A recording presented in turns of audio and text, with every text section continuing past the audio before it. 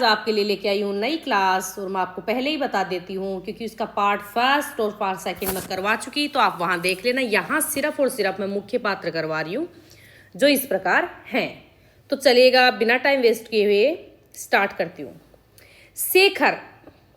शेखर की जो मौसेरी बहन थी, चचेरी नहीं थी, मौसेरी बहन थी, वो कौन थी?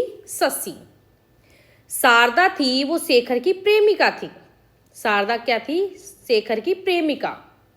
सरस्वती है, शेखर की बड़ी बहन है, जो शेखर को पढ़ाती थी, और शादी हो जाने के बाद शेखर अकेलापन महसूस करने लगा। फूला थी, वो शेखर की बाल्यकाल की मित्र थी। विद्यावती थी, वो शशि की माँ थी। शशि की माँ, देखो माँ वैसे भी शिक्षा देती है, तो माँ है वो क्या देती है? विद्या। तो शशि की माँ पूछे तो विद्यावती। ईश्वर दत्त, प्रभु दत्त शेखर के बड़े भाई हैं, दोनों भगवान का रूप है, देखना, ईश्वर और प्रभु। जिनिया है वो घर की आया है, जिनिया है वो घर की आया है। प्रतिभा है शेखर के बचपन की मित्र। मिसर लाल है, प्रतिभा के पिता थे। मिसिर लाल हैं वो प्रतिभा के पिता। हरिदत्त है वो शेखर के पिता थे।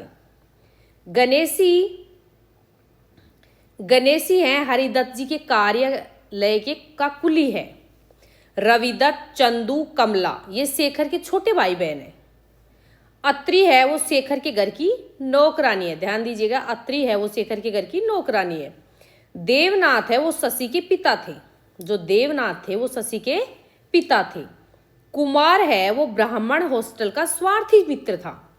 ये जब तक इसका स्वार्थ निकलता है तब तक तो शेखर के साथ रहता है, लेकिन जब शेखर से पैसे खत्म हो जाते हैं शेखर के पास, तब कुमार उसको धोखा दे देता है। सदाशिव, राघवन, देवदास ये अछूत जाति के हॉस्टल के मित्र थे। ये तीनों थे जो अच्छे मित्र थे इसके। क्लियर? मास्टर साहब है इसमें एक रामचंद्र शेखर का मामा है। रमा है वो पड़ोस की लड़की है। एक देवनाथ है, एक सुमित्री है। तो ये इसके पात्र हैं। अगर आपका इसको फर्स्ट पार्ट भूमिका देखनी हो और इसका कथानक मूल संवेदना देखनी हो तो फर्स्ट सेकंड पार्ट में देखना, ये थर्ड पार्ट है उपन्यास के पात्र। धन्यवाद।